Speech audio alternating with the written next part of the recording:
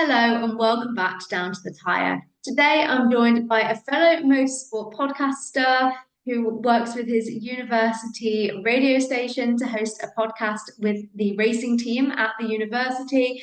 He's also one of the funniest F1 fans that I know. He's been known to have a little meme account, which Oh, I want to speak about. I'm joined by Dhanush. How are you today? I'm good, thank you. Wow, I never knew you knew about my meme account. I know people knew about it, I but know about your meme account. Tell us wow, about it. Tell us about it. How did you start a meme account? I think it was it was in the summer of first year, like after first year, between first year and second year, it was in that summer, and I just got so bored, just sitting at home doing nothing. And I was like, okay, you know what? Let's create a meme account. And then like the first few times, I was like, okay, you know what? Getting some engagement, getting some really good stuff. And then after that, I think I just the thing is with me, I don't think I can do commitment. Commitment does not agree with me. We don't go hand in hand. And then it's just like, yeah, like even with the podcast that you mentioned, I did it first year. Second year, I was like, I can't be honest. And it Yeah. was the same with the meme account. Like I did a few posts for a few months, and then it just went dry. It just went desert. It just went Sahara. No water, no posts, no content, nothing. It's Like, so hard to keep up something regularly, isn't it? Like, so yeah, hard. honestly, like the only thing I'm keeping up with is probably my degree, and that's it. And that's Like, like priority, really. it is priority, but yeah, like otherwise, like, I can't do commitment. Like, yeah, oops. But we'll still talk about your podcast, and that explains for anyone who's going to go and check out your podcast from this. There has been a little bit of a hiatus lately, but do you want to just tell the listeners a little bit about the podcast, what you talk about, where it kind of stemmed from, and yeah, the type of content you do over there? Okay, so essentially during first year, like the main sort of light bulb moment was sort of during first year I was just really excited to do anything and everything, right? So obviously I was part of URN, the University Radio Nottingham. I was part of sort of the racing team that Nottingham has. And then I was like, you know what? Why not I just combine the both? And then yeah, and then I think I just asked during one of the meetings that we had, I just went up to the lead and was like, yo, can I just do this podcast thing that want to do? And then he was like, yeah, sure. And then essentially he just set me up with loads of people, loads of contacts, and it basically was just me reaching out. The main sort of premise of the podcast was so there's this thing called Formula Student, and like for anyone who loves motorsport, who's doing engineering, who just likes motorsport in general, it's this amazing way to like get into actually working in motorsports.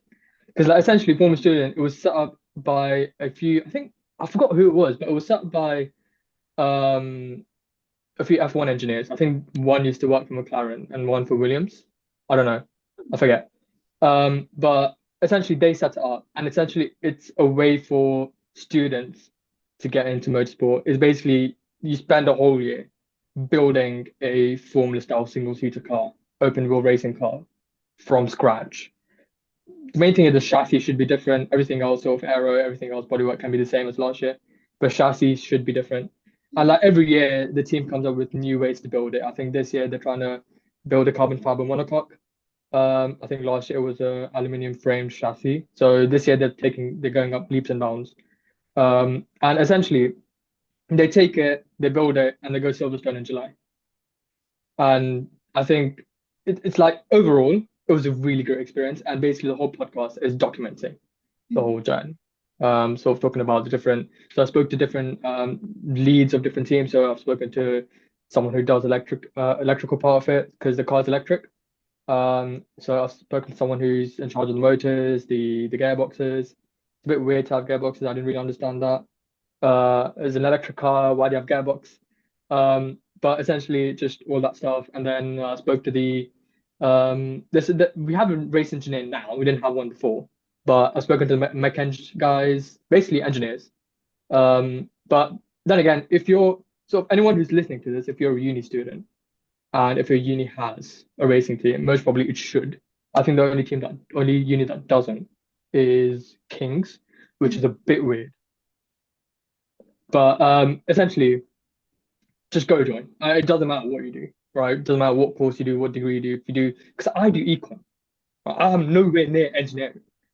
Anything that's mechanical engineering, gets right? No idea. But I just sort of went and asked, and yeah, like there's a place for everyone. So if you're interested in motorsports, if you want to work in motorsports, honestly, just go for it. And like I know so many people who actually went on to work in F1 because so someone who was in my team last year and the year before when I first started, she's now doing a placement at Mercedes F1. And the head of electrical who I interviewed in the podcast, he is now doing a placement at McLaren F1. And then like few from the team actually went on to work for like either Mercedes powertrains or Mercedes F1, like the power engine block of F1. And yeah, honestly, there's it's such a cool like project. And That's basically, really cool. honestly, it's so cool. Like I saw the car, I think it was outside sort of David Ross Sports Village, which is sort of in Knots. They just had the car there, and I was like, oh, that looks interesting. Let me go check it out. And then I just filled out a form, and they were like, yeah, cool, come on in. Like honestly, your team, it's in Knots anyway, but they literally accept anyone and everyone. And because obviously the team knows that you don't come into the team knowing everything, right? So Yeah. honestly, it's such a great learning experience. It's such a great sort of just experience in general because like everyone there, they're all really, really cool. And probably at other unis as well. Like I've spoken to other uni teams and they're really, really cool as well. Mhm. And like the competition is not limited to like UK teams either. Like when I went to Silverstone, there were teams from Hong Kong, teams from India, teams from Italy, teams from I think there was one from Brazil. But honestly, it's a global thing and it's so cool. Like, honestly, go check it out if you're listening to this and there's a team racing team at your uni, check it out. But yeah, that's my podcast, or that, what used to be my podcast anyway. That's so cool. I love that because I feel like I've had people come on the podcast who have spoken about like, oh how to kind of get into motorsport from a media perspective, from a journalist perspective. Obviously, from my background is journalism, so from that perspective, I feel like I've had quite a few people kind of give their own stories, their own advice, whatever.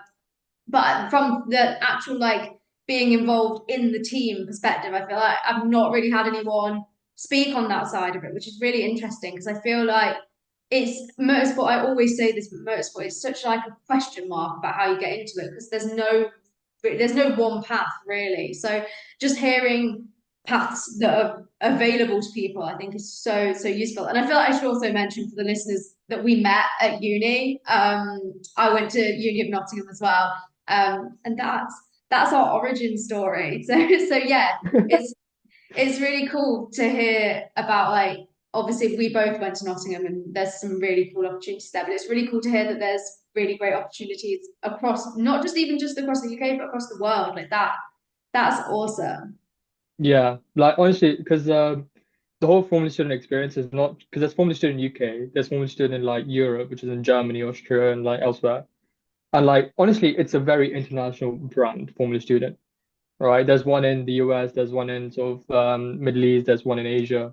It's honestly it's elite. Like if you're interested in it, just go. I just ask. Worst they're gonna say is no, but they're not even gonna say that. They'll be more than happy to just let you in. That's awesome. I really hope some of the listeners go and check that out if they're university students because that's awesome. Or it might even convince someone to go to university if they're unsure. So Facts, yeah, yeah. that's Higher amazing. education, woo. Woo! Even though I did 2 degrees and the job I'm doing right now isn't really related to either of them, but it's fine. It's for the experience. Oh yeah, 100%. Like there's no one path to things. You know, there's multiple paths. 100%. That's the message always. There's no one right way to do things. Different people can get to different places, but I think raising awareness of the paths that are available is something that's needed in the industry because I feel like there's a lot of gatekeeping, in my Oh opinion, yeah, yeah, yeah. about Because like usually in because I do econ, I go into like finance, bro, Patagonia Fest, woo, that sort of stuff. They know they actively advertise like how you get into it, but no one actually knows how you get into motorsports. Like not just F1, like rally sports or GB3 or I don't know, whatever other motorsport there is, right? MotoGP, NASCAR, IndyCar, right? Like it's just so closed off And whenever you try and find on the internet, like there's no clear way to do it, which obviously is not the case for any profession, but it's just the fact that I don't know, it's not visible enough. Like you don't get sort of people coming to uni from Mercedes F1 and McLaren F1 going, oh look, we're advertising roles. Setting up Yeah. tents, advertising roles, giving out freebies. I like freebies. Go for the freebies. Um, but it's just not there. And I feel like sort of having a team like this or having people around you like this who know about things like this, who sort of have been through that process really, really helps. And yeah, it's really, really cool, truly. Amazing. Well, Philip, we'll move on to the second half of the podcast now, which is always more of a deep dive into some topics, whether it's F1 related or feeder series related. I always like to speak about what the guest is passionate about, 'cause I think that just makes a podcast episode miles better. And I asked you for some topics, so we're going to go through them now. The first one being Aston Martin and Lance Yes. Stroll. Talk me through it. Yeah. Okay, so I think it's first off, it's a weird thing of me being an Aston Martin fan, right? Because like he's actually a fan of Aston Martin. Um, so first of all, there is I'll tell you the origin story of me actually why I support Aston Martin. So it all started off with me. I think I was 10, and I was back in India, and I was legit just scrolling through TV channels, and I saw pink car. No, I think it was white, green, orange at that time. Yeah, white, green, orange car, Force India. Oh yeah, I'll support that team because patriotism. Um, and I think yeah, I just continued watching them since then. Through the Vijay Mallya era, through having Hulkenberg race for us, and then having Checo Perez and Ocon race for us, and sort of it just sort of took me through that process, through incredibly high highs and incredibly low heartbreaks. But then the good thing about being a fan of a very mid team is that you don't really have any expectations. Yeah. Sometimes, like I think it was last year, they will give you really high expectations and then go, it's not there anymore, Yeah. honestly. Like the first three races were, or first like few races where Alonso got on the podium every single time. It was absolute elation. It was the greatest moment I had as an F1 fan. I had Alonso there and Lance Stroll like there. Right, I need to move back because it's not wide enough. Yeah, there. Zoom out. Yeah. But honestly, it was a great moment. I think it was one of the best like seasons Aston Martin or Racing Point or Force India had. Like getting so many podiums in one season. And it was yeah, just absolutely amazing. But the topic I want to really concentrate more into is Lance Stroll, right? In the beginning, I'll be completely honest here, right? I backed him. I don't know why, but I was like, this guy, he came straight from F3 into F1, got podium with Williams when it was dog crap. I don't know if I can swear. Can I swear? You as well. As Okay, dog well. shit. It was fucking dog shit, right? It was horrid. Williams was horrid. And he took that car to podium position. Why can he not perform like that again? Just can he get that form back? It's either that or like snap back to reality. Oh, there goes gravity. That situation. Like Yeah. Lawrence Stroll, you're a businessman. You know what business is like. Do you really think Lawrence Stroll is a viable business option? Mm. Right? 'Cause if you compare Lawrence Stroll to any other driver he's raced with, like Vettel or even racing with Vettel and Alonso, he should not be in that position. But Yeah. he is in that position, right? So he's raced with Vettel, he's raced with Alonso, and both teammates, they're fucking old, right? They're like, yes, they're the absolute goats of the game, but they're old. You're young, right? You should be doing better than them, right? But you're not. And yeah, honestly, like I think it gets to a point where, like, obviously, it is very evident that it is nepotism, right? He's the classic case of a nepo baby. Um, but I don't know. I don't know what people. The thing is, Lance Stroll is probably better than the. He's he's better than obviously Mazepin. He's better than Latifi. He's better than Logan Sargent. He's better than who else was pretty shit. Um, Mm. He's better than no, that's pretty much it really. In the recent year, that's pretty much it. They're the recent ones, aren't they? Yeah. Yeah. And that's literally the only people I can think of.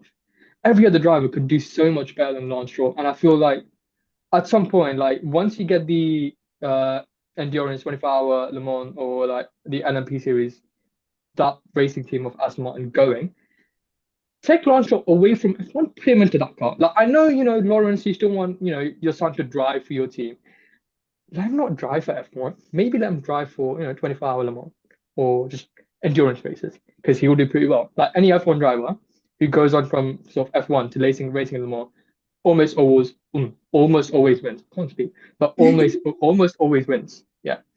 And Yeah. like it would be a really good like confidence booster. It would, get your investors pumping like, oh, Lance Stroll is winning, Aston Martin's winning in endurance. And then like get someone else in. And this is something else that I also wanted to talk about. Like I want to talk about Lawrence Stroll's replacements because I feel like it's a very good like thing to hope for.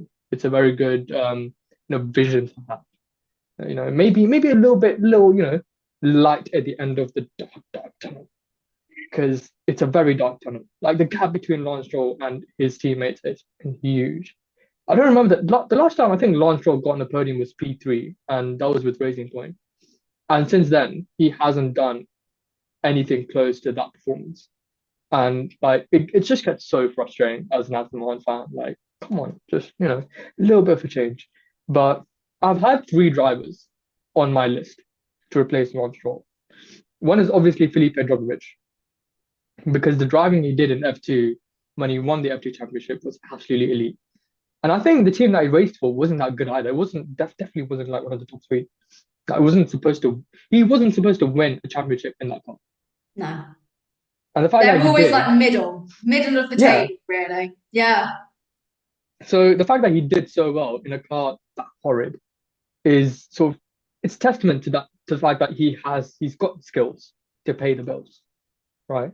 And like he's someone who can definitely sort of would be more receptive to learning off an Alonso or more receptive to learning off maybe if Alonso leaves, I feel like I want to see Sainz come in. Mm. And he'd be more receptive to learning from science. But essentially, I just want drug. It's either drug. It's between Drugovich. Yuki was on the cards at one point. Mm. I feel like Yuki might come into fruition because obviously the underlings with Aston Martin from 2026. Yeah. And then after that was Alex Albon. Yeah. But That's I a feel good. like Alex Albon would have sights on bigger teams if he has to leave Williams. Yeah. It's an interesting one because, as you said, Alonso's not going to be doing it for long from now. I'd say like a year or two maximum. Alonso has left in him, so it really is a situation where I completely agree with you that Stroll should go to WEC or some form of endurance racing. He would do so well there. He's not a bad enough driver where it's like career ending, like never getting a car again. He is just not F1's not working for him at the moment. It No. did at one point. It did at the start of his career when he was Yeah. in Williams, as you said, but now it's not. So I feel like he should try something new, Yeah. and then and then if Alonso also ends up retiring at the same similar-ish time, that would leave two seats open. Aston Martin, which is a really it doesn't happen very often that there's two seats at the same team left open. One that I think is quite interesting is Jack Crawford because he's obviously Aston Martin Academy, if Yeah. I'm He is. correct. Yeah. Yeah. That's an Yeah. interesting one because he was Red Bull Academy and then obviously switched over. I've heard it was his decision to do that because the Red Bull Academy was so oversaturated at the time. But I'd be intrigued to see if he gets any opportunities at any point because with him being American, are people just gonna be like, oh, he can just go and do IndyCar, it'll be fine. But I don't know. He's a difficult one to judge, I think, because I think he's had some really, really good moments, but he's not had his wow moment in F2 yet, maybe, if that's fair to say. Yeah. Because I think the thing is, in terms of the pecking order in itself, it's obviously sort of. I feel like Drogovic might be ahead of Jack Crawford Hmm. in terms of the pecking order. Just because he's been there, Drogovic has been there in the team for so long. Yeah. And I feel like at this point, sort of the team should have some sort of data that they Yeah. can use, do telematics that you can use on the lap times that Djokovic has versus the lap times that Jack Crawford has. But the thing is, I feel like with the situation that where we might have two seats open, it feels very much like I'm sorry, but I'm gonna have to bring a football analogy in. But it's like a football team gets new owners or a football team gets a new manager. It just fills you with so much hope, Yeah. right? It's like turning over a new page. Yeah. Like, you have two new seats open, and now it's very much sort of what strategy, what philosophy are you going for? Are you going for two very young drivers like Haas did with Schumacher and Mazepin? Or are you going with two very experienced drivers like, again, Haas did with Magnussen and Hulkenberg? Or are you going for a mix? Again, like Haas did with Magnussen and Schumacher, Yeah. right?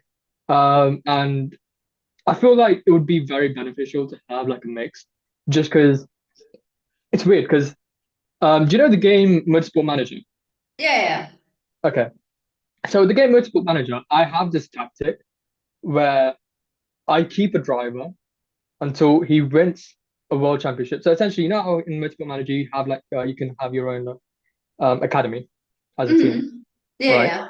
So obviously, the first season I started with two very experienced drivers, and then once we get to a position where either Mercedes winning for ages and ages and ages until I get bored, I just do this thing where I find the best driver from my academy, and Mhm. then once the driver who wins the championship in my like roster, the one who wins the championship goes out, like he's out, and Interesting. then the talent that's from the academy comes in and replaces them. And then the second driver previously then becomes driver number one, and then the graduate becomes second driver. And then obviously it's not viable every single time because you don't know what the rookie is going to be like. But I feel like that's sort of what we need to follow, where it's like there is a good enough hope for new prospects or academy drivers to then progress into going into F1.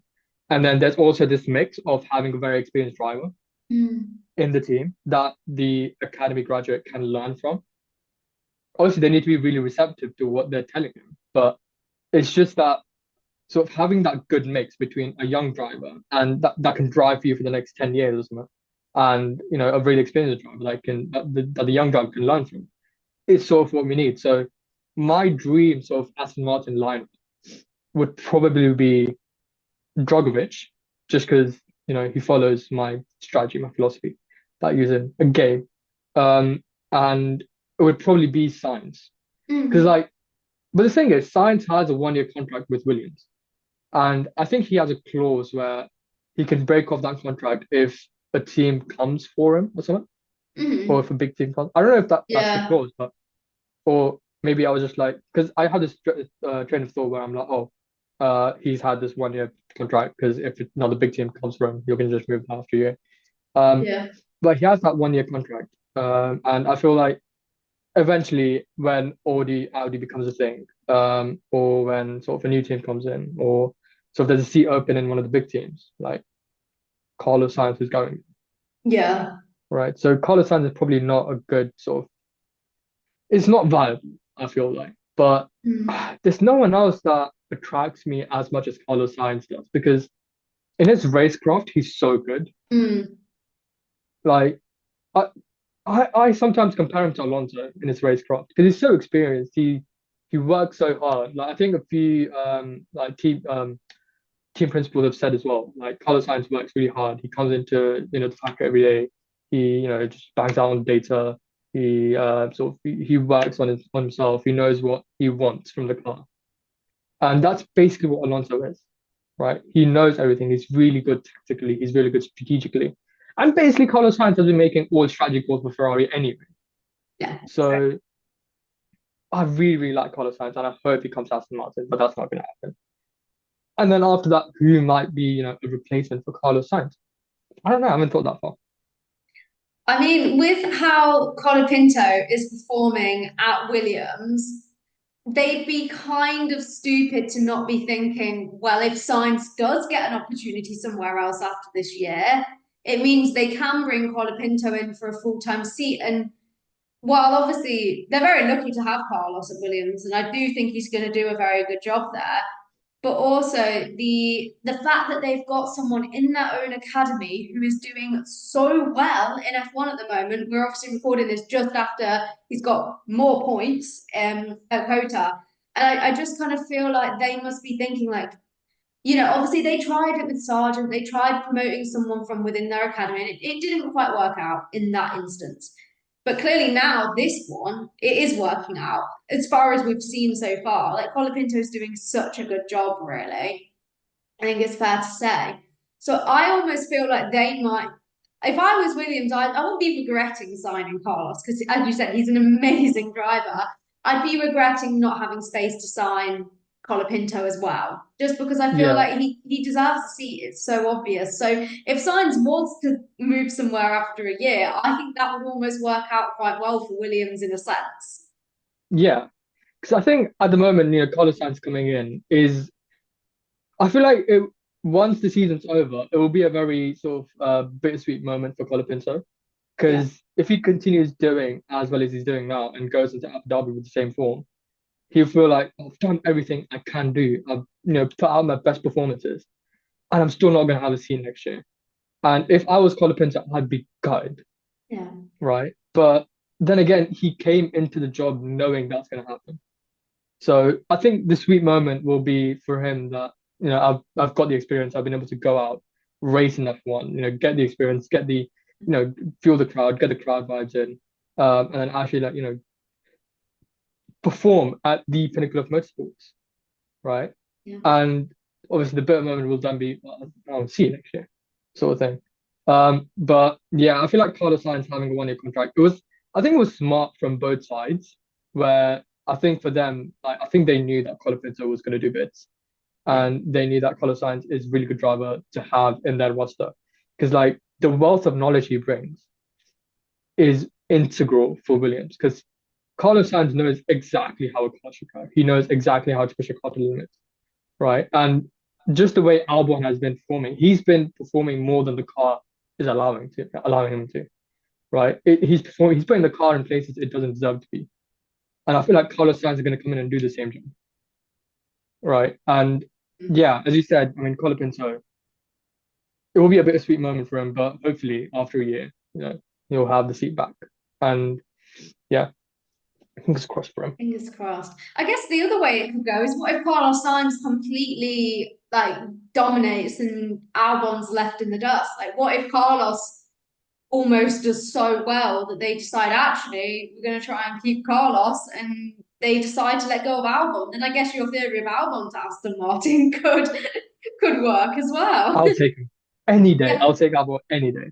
yeah, Like it's honestly, it's a huge improvement over the driver lineup we have right now. And I think Albon would be more than willing to come to a team sort of performing much better than Williams. Because we're a bang on midfield team and we can easily push for top three if we have the right upgrades. And we're making like these amazing, oh my God, we have the GOAT of Formula One aerodynamics coming into our team. how haven't we mentioned that yet? I don't know. It just completely slipped my mind. Yeah, I kind of it almost feels so unrealistic and surreal that I kind of keep forgetting that it's actually confirmed. Like, when you kind of think, oh, that must just still be a rumor, right? Like, it's real, it's happening, and that is insane. Yeah, yeah. Honestly, the moment I saw him in his like, what was it baby blue suit, baby blue base blazer, Chef's doing that kiss. one, honestly, like in doing that interview, I knew we were gonna like go far next season. He's gonna come in, like revolutionize the way we work. We have our own wind tunnel now. We have our own factory. Just need a change of drivers. That's all we need. Yeah, We need then you're Lance Stroll sorted. to, and I want to come in. Yeah, then you're set. I know we spoke about obviously Alonso leaving. Another topic we kind of had in mind was talking about some of the older drivers from the grid who you'd maybe, I'm going to say, sacrifice for some younger talent. Are there any others on the grid, right, like the 2025 grid, that you would rather see a rookie in the car rather than them? Um, okay, I've got a few. One is probably going to be um, Lewis Hamilton. Yeah. But what is he doing at Ferrari? I mean, mate, you're 40 years old. Like, it'd be great if you were a villain like Alonso. There'd be, drama. But you're not. You're just this nice guy who goes, "Oh, go team!" after every game. It's not fun. Like, shut up some drama. Throw some spices in there. Cook the pot, stir the pot. Maybe he'll become the villain next year. Maybe he's going to have a complete personality change. Honestly, Ferrari first corner of is it going to be Bahrain or Australia next year? Oh, I don't Next actually season. know what the Okay, calendar is. first corner of the first race of the team of the calendar. Just shop right into Leclerc, all good, mate. Like, Yeah. you can stay in the grid because that will create so much drama. And oh my God, Twitter F1 is gonna pop off. Oh my gosh, it will. F1 Twitter, the LH44, LH Team LH fans, they're gonna find some reason to blame Leclerc. They will. They'll do They it. will, 100% they will. And honestly, if you do that, you can stay on the grid. But otherwise, let's go team. That's not gonna work. Like, you're 40 years old, man. Like, create some drama. Like, do be an Alonso. Chat shit about, I don't know. You can't turn it like, oh, you always have to leave a space. It's been Liam Lawson this week, hasn't it? Has been his target. He's been beefing someone who is half his age. Honestly, beef some drivers, mate. No, you and about P16 and I go, oh, shout at the team, do something. Don't just go, oh. Every race after every race, you go, oh yeah, well done team. Come on, man. Like, Beef a 20-year-old. Cause some beef drama. for 20, exactly. Beef Antonelli next year for taking his seat. What's the word? Yeah. Beef. I want Carlos Sainz to beef Hamilton. I want Carlos Sainz in the Williams from Yeah. P20. Just don't even look at the first corner. Don't brake. Just drive straight through the grid. Boom. Like That's what I Bottas want. in Hungary a few years. Literally like Bottas did in Hungary. Yeah, honestly. Just send it in first corner. Like, he's taking your seat. Where's your pride? I don't care about the cost that Williams taking now. It's fine. I know they're bankrupt, but it's fine. They're strapped for cash. It's fine. You just need to take a grudge back on him. That's how the thing as well. There's no drama in F1 anymore since Danny Rick left. Yeah, that's a good point. I It's feel just like we're missing, especially because we've just had Kota. Yeah, there you can. But did you see that they did like this little book for him as if he died? Did you see that for Danny Ray? But like, he's not done. Guys, it's fine. He's He's still retired. alive. He's a millionaire. He's doing fine. Exactly. I've seen that hat he wore. I think it was like, I've retired now. I'm just having fun as well. Yeah. It I was on mean, if I was Instagram a story. millionaire, I too would be having fun. So, Yeah. He's retired at what? How old is Danny Rick? 31, 32? Or is he much but older? yeah, it is In the 30s? 30s, sure. Yeah, 30 something. Yeah. And he's already a multi-millionaire. And, like, mate, you got paid to not drive for a team. Yeah. So I don't know why people are complaining. But anyway, we need more personality in that one. We need more drama. We need more NASCAR. We need people like, just once you crash into a car, we need drivers to just get out of the car and just beef each other. We just want Yeah. some combat. We just want some violence. I don't condone violence, but we need it in F1. Yeah, for sure. I feel like some of that NASCAR spirit, even like IndyCar, people like Will Power, he's just always he just says what he wants. He does not care. We need a bit of that, I think. We They're honestly all need, too media trained. Too media yeah, trained. there's too much PR in there. There's Yeah. way too much PR. Like, even the post on Instagram. Come on, Yeah. like, show a bit of personality. Like, even with Piastri, right? It's not even Piastri. It's Piastri's mum who's showing the personality. Yeah. Oh God, she's Like, hilarious. she's so jokes. I love her. I Like, keep her Twitter seeing post. Oh, I keep seeing his sister all over my TikTok now as well. I feel like his whole family are getting famous. it's hilarious. Oh my God. Like, Iconic. Oscar Piastri's mum is now doing podcasts with other like shows and stuff. It's so Piastri's not doing that. no. He's not allowed. Like, he's Silence. not allowed. It's On that note, I'm going to have to silence us because we're about to get timed out on Zoom. But before we go, I want to give you the chance to promote anything you want to promote. So over to you. um honestly, just go to your like university racing teams and just like sign up. All my media channels and my podcasts are dead, so there's no point promoting them now. So if you want to get into motorsport, if your university has a racing team, just go for it. They'll be more than happy to accept you. They need numbers. I know not even racing team needs numbers. Yeah. That's very selfless self-promo. I respect that. Yeah, it's all about helping other people. Amazing. Well, thank you for being a guest today. And yeah, we said we might do a part two, so you might see Dhanush back on again. Oh, let's see how the numbers do, and then we'll see. Fingers crossed. 200 likes, and I'll come back. That's what I'll Yeah, say. like the video. And Yeah, you'll facts. All right. Thank you, Gemma, for having me.